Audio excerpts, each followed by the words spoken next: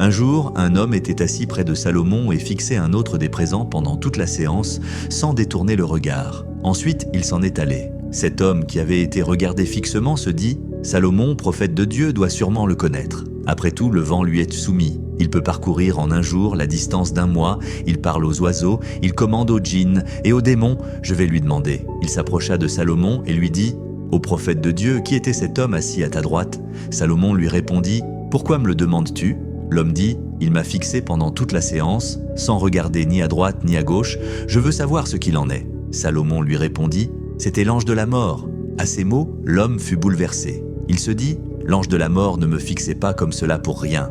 Peut-être voulait-il me donner un rendez-vous final. » Alors, il supplia Salomon « Ô prophète de Dieu, je veux utiliser ton tapis volant, celui qui te permet de te déplacer de pays en pays. Je veux qu'il m'emmène loin, en Inde, chez nos frères là-bas, bien loin d'ici. » Salomon accepta et ordonna au tapis de l'emmener en Inde. Le lendemain, l'ange de la mort revint au conseil. Salomon lui dit « Hier, je t'ai vu fixer intensément un homme assis ici.